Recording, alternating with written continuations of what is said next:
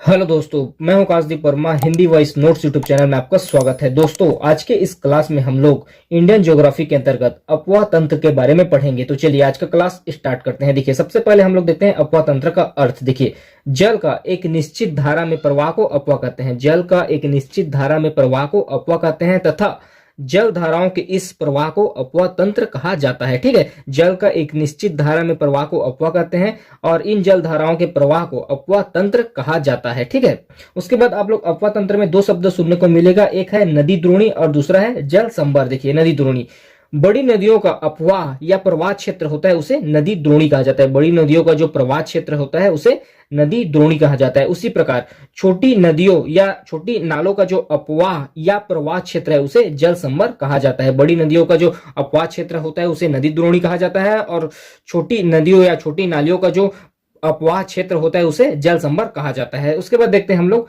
भारत में नदी तंत्र। देखिए, भारत का जो नदी तंत्र है उसको तीन भागों में विभाजित किया गया है। भारत का जो नदी तंत्र है उसको तीन भागों में विभाजित किया गया है। पहला है हिमालय नदी तंत्र, दूसरा है प्रायद्वीपीय नदी तंत्र और तीसरा है अंतःस्थलीय नदी तंत्र। ठीक है, तो सबसे पहले देखते हैं हम लोग हिमालय नदी तंत्र। इसके अंतर्गत प्रमुख हम लोग तीन अपवाह तंत्र के बारे में पढ़ेंगे। देखिए, हिमालय नदी तंत्र के अंतर्गत हम लोग प्रमुख तीन नदी तंत्र के बारे में पढ़ेंगे। पहला है सिंधु नदी अपवाह तंत्र, दूसरा है गंगा नदी अपवाह तंत्र और तीसरा है ब्रह्मपुत्र नदी अपवाह तंत्र। तो हिमालय नदी तंत्र के अंतर्गत हम लोग तीन नदी अपवाह तंत्र के बारे में पढ़ेंगे। सिंधु नदी अपवाह तंत्र, गंगा नदी अपवाह तंत्र और तीसरा है ब्रह्मपुत्र नदी अपवाह तंत्र। ठीक है, उसके बाद देखते हैं दूसरा प्रायद्वीपीय नदी तंत्र। इसको भी दो भागों में विभाजित किया गया है। पहला है पश्चिम की ओर बहने वाली नदियां और दूसरा है पूर्व की ओर बहने वाली नदियां। देखिए, प्रायद्वीपीय नदी तंत्र को दो भागों में विभाजित किया गया है। पहला पश्चिम की ओर बहने वाली नदियां और दूसरा है पूर्व की ओर बहने वाली नदियां। तो सबसे पहले देखते हैं हम लोग पश्चिम की ओर बहने वाली नदियां।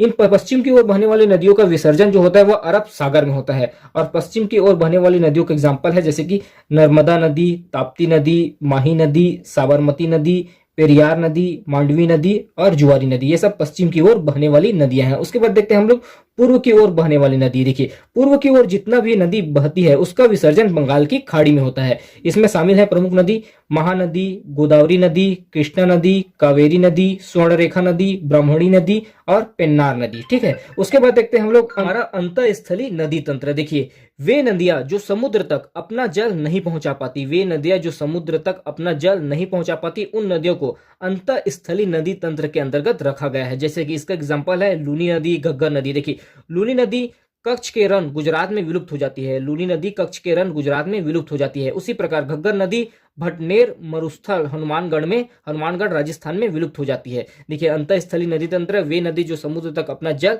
नहीं पहुंचा पाती, कहीं बीच में ही विलुप्त हो जाती है, जैसे कि लूनी नदी, घग्गर नदी। इन नदियों को अंतःस्थलीय नदी तंत्र के अंतर्गत रखा गया है। लूनी नदी कच्छ के रण में विलुप्त हो जाती है, घग्गर नदी भटनेर मरुस्थल हनुमानगढ़ में विलुप्त हो जाती है। ठीक है।